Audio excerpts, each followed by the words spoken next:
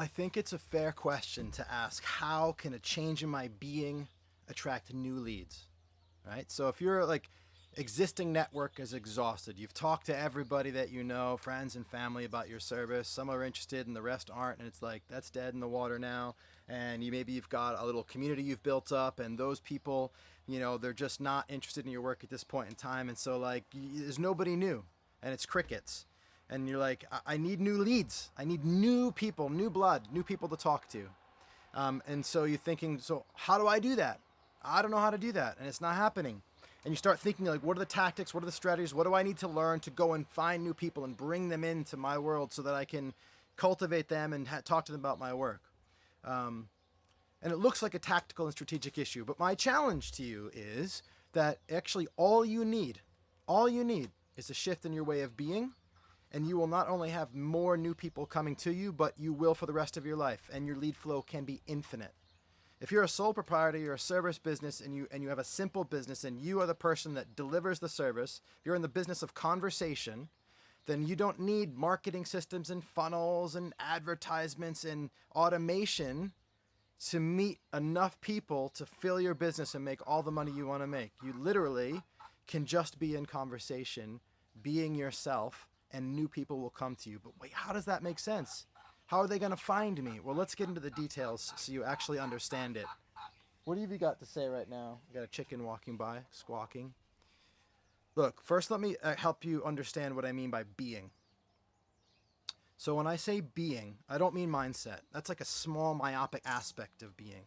For me, being is so much deeper. It's so much broader. It is the totality of the expression of of of our aliveness as a human being. What does being mean?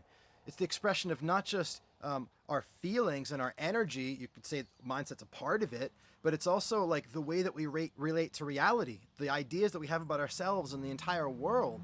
Not just am I feeling confident or an attitude, it's like our entire conceptual framework of the world. And so I'm going to give some examples of what I mean by this. So if you have an existing network that is exhausted, what I would suggest is that you're saying that's the fact, and I'm saying you are being that that's the fact. Meaning, I am that. My existing network is exhausted. And the lowest hanging fruit in this conversation always is to help a person see, well, maybe that's not true. Maybe some of those 500 people aren't interested in your work because of an idea that you have in your mind or because how you're serving them or not serving them. So that's the first thing, but that's not the real answer to your question. That's where I always go first with clients because it's low-hanging fruit. There's possibility there. It's like boom, instantly. But I'm going to really give you a substantial answer. How do I attract new human bodies into the fold? Okay. Within the idea, I am that my network is exhausted, is an assumption. And it's part of who you are being, right? It's not spoken in that sentence, but it lives within it. And the idea is this network that's exhausted is static. It doesn't grow by itself. That's an assumption. Because if you assumed that your network was exhausted, but you knew that it multiplied all by itself every day, that wouldn't be an obstacle. It's exhausted, but tomorrow when I wake up, there's going to be more people. And so I am that. My network, my community is static. It doesn't grow by itself. That's an idea that lives within the state of being. So you are being that. Your network doesn't grow itself.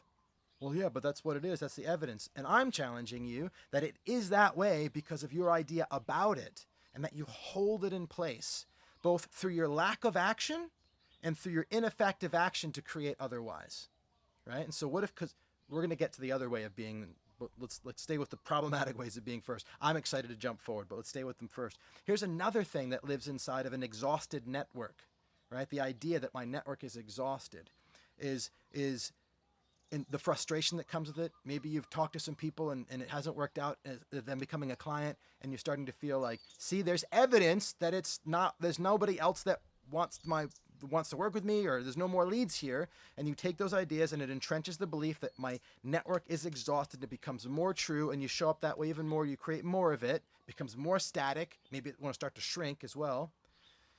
And then what happens is you start to feel fear or discomfort with the idea of creating otherwise, and you create fear around how I'm not going to be able to continue this business because I've run out of the resource within this static field of leads or not leads.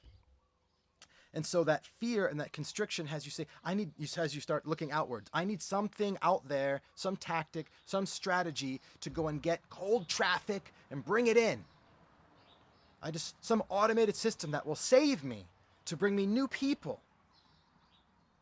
And intellectually it makes sense, and it's like a life ring. It's like, oh my gosh, that will save me, but you're not learning to swim.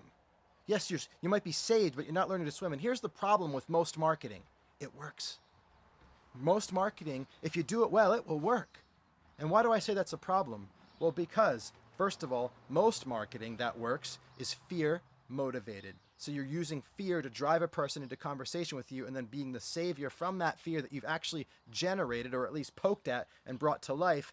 And if that's your business model, that's fine. But in my work, when I'm helping a person to create from love, to build a foundation of relationship motivated by fear, that's antithetical to the work, and that gets in the way. So if you're in the business of conversation that generates using fear as a driving force, can be antithetical to the work you're doing itself. That's one reason why the problem with marketing is that it works. The other problem with marketing that it works is because if you don't want to be a marketer, and you don't want complex systems, and you don't want automation, all this complexity, and you set that up and it works, now you're hooked. You might as well go get a job. Look, I've never seen an automated system that doesn't require maintenance. There's no such thing as total passive income if you own the business. There's work to do to keep it alive, fresh content, fix things that break. So if you want to be a person that does that, then go and do that. And there are people that like that, and bless them, let them do that. But if you're in the business of conversation, and you wish that all you could do is just do the thing that you love, which is have conversation, then I am telling you, with 20 years experience, at least 10 professionally in the work of conversation explicitly, but going back through my whole entrepreneur career, a lot of my previous businesses, whilst it wasn't the business of conversation, web media, real estate, conversation was at the heart of it. But at least in the last 12, 13 years of doing explicit creating and conversation, that's my service business. The way that I've generated business for 10 of those years was simply through being in conversation with people, and there has been an infinite source of leads. Why has there been an infinite source of leads? Because I haven't been living in a way of being, a mindset, an attitude, a feeling in my heart that there's not enough people. That I haven't been living the lie that I don't know how to meet more people, that I don't know how to draw people in. One of the things that creates that lie is a focus on the plural instead of the singular. So let's start looking at new ways of being that could be examples contrasted with these other ways of being, which, by the way, are examples. They may not be yours. If we're in conversation, I help you identify what is your way of being that creates an exhausted network. What is your way of being that creates the absence of inflow of new leads? What is your way of being that keeps new people out? We find that out. No, I've given you some examples. And then what do? We have a breakthrough in your being that has you see, first of all, that you're creating that world. It's not happening to you. It's created. And then we help you to liberate a new, more true and more empowering way of being that draws new people into your world. For example, I am that I have infinite lead flow. I am that my existing community and network is a source of infinite leads. I am that everybody I know talks about my work and shares my work with more people. I am that I know how to meet someone new. Now notice the way I speak of that in singular. I know how to meet someone new.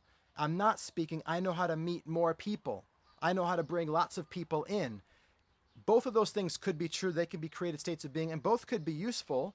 But one thing that I found is by moving from the plural to the singular, it's easier to be with, and the singular, being with over and over and over again, becomes the plural. So do you know how to meet one new person? Do you think you could do something to bring a new person into your world? Yeah? Well, just do that, and then do it again, and suddenly you've got your plural, you've got your people. Now, if you're hearing that and you're thinking, oh, that sounds onerous, that's the other state of being that gets in the way of attracting new people into your world. I see this over and over and over again. A person thinks they don't know how to bring new people in, but what's really going on is they've got a resistance to meeting new people. Sometimes that resistance is some idea about the work that doesn't feel fun or enjoyable, and I always challenge them, if that's the case, then you've got self-interest going on. It's not fun or enjoyable to try to get somebody to give you what you want. It feels gross, and it should. We've got millions of years of evolution to teach us that a non-altruistic behavior in the context of meeting new people is not safe, so don't do that. right? But what you do have, and this is what I did a TEDx talk like 12 years ago about, is but what happens is when you actually realize that not enjoying reaching out to new people is a function of my self-interest, subconscious self-interest, and you liberate yourself into a place of absolute surrendered service to others, and you wake up in the morning and you think, shit, I'm going to help some people today. I'm going to help some strangers today.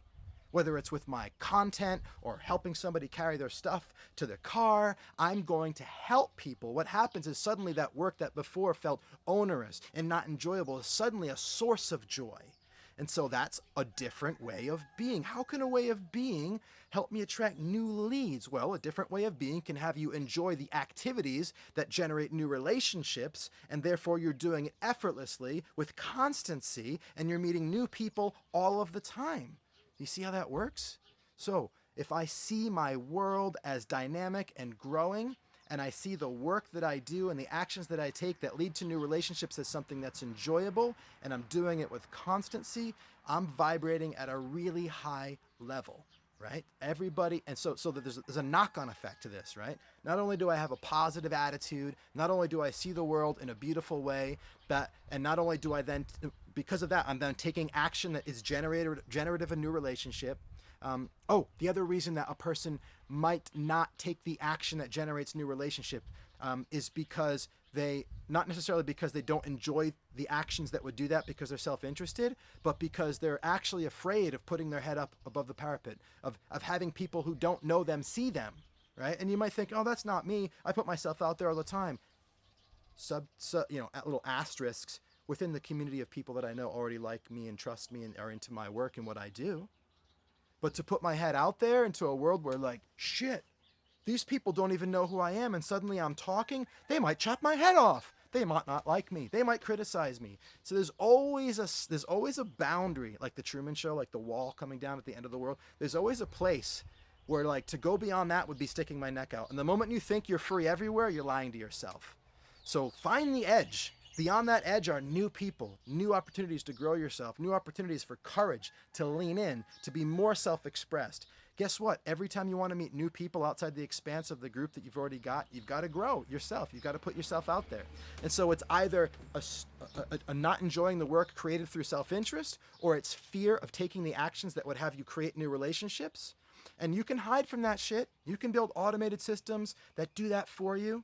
And then guess what? A lot of your time is in managing systems instead of doing the work of being in conversation that you love and enjoy. And I'm telling you, if you want a business where you're paid handsomely, greatly, largely for being in conversation, then the best thing that you can do is to commit yourself to only being in conversation all of the time. Have being in conversation be the source of sales, and have being in conversation be the source of leads, have it be the source of new relationships. Then guess what? You get to be in conversation all the time, only and always. In our program, Being a Client Magnet, when we're teaching this, what I call the ask for attention, the initiating ask that creates new relationship, new connection, right? You have to be doing it in any business you're in. You got to be putting yourself out there in some way. If there's resistance, I'm telling you, it's self-interest, you're not in service, so you're not enjoying it, or it's fear. Get over that shit, shift your way of being towards it so you're free and enjoying it. And once you're doing it, oh fuck, what was I just gonna say? Hold on, I'll edit this out.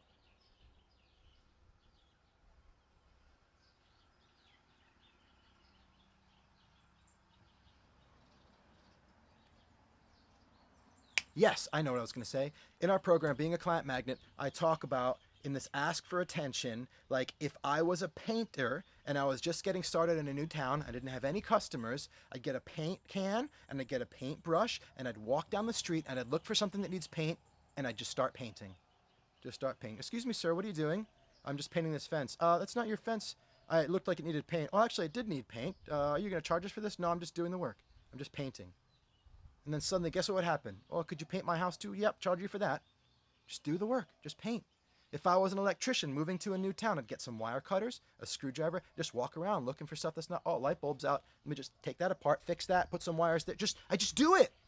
And so if I'm in the business of conversation, I just have conversations with people. The kinds of conversations that I have with my clients that create the same outcome. I do the work for free everywhere I went. And that would be the way that I not only created an experience for somebody that had them want to pay me, but it would be the way that I created an experience for people who didn't know me that would have them want to be in more of that conversation. And I do it all the time, everywhere I went. And that's what I've been doing for 13 years as a professional, by creating in conversation, whether I'm on a stage talking to an audience, whether I'm on a camera talking to you, whether I'm in a line at a coffee shop talking to the person next to me or the barista, whether I'm at my gym talking to the other athletes, at my son's school talking to the administration, all places where I've created conversation that has created a lead that led to a conversation that was more of a sales conversation that led to a commitment and led to a client.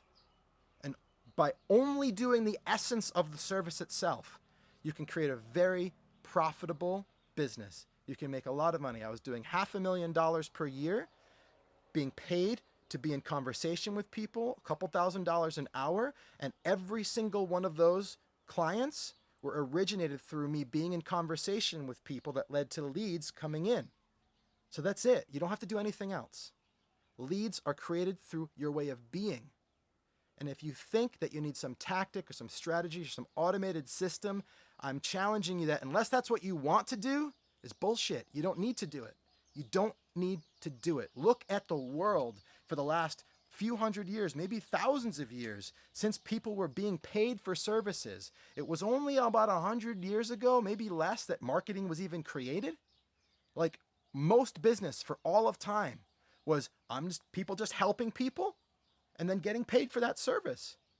The whole idea of an automated marketing system to mess with your mind, to get you feeling fear and experiencing desire, like Edward Bernays, the whole public relations thing, that was all created. It's a created world. And the problem with most marketing is that it works. I say it's a problem because most of the time, most people, they just want to be an artisan. They want a simple life and a simple business, and they want all the money they need to have the freedom they want, to have the experiences they want. You don't need business systems and all that stuff in order to have that. So I hope I've given you some insight into how a shift in your being can have you be somebody who attracts new blood, new leads, new human bodies into your world. And through that, you're in more conversations with people who become clients. You have more clients, you make more money, and on it goes. If you have further questions, if there's something in this where you're like, yeah, but what about in this situation? Then reach out to us. Let's talk. We need to make it bespoke for you, sometimes for you to really understand how your shift in being will create more of what you want, and we're happy to do that. Thank you so much for watching. I love you. You can do this. You got this. I will talk to you soon. Bye-bye.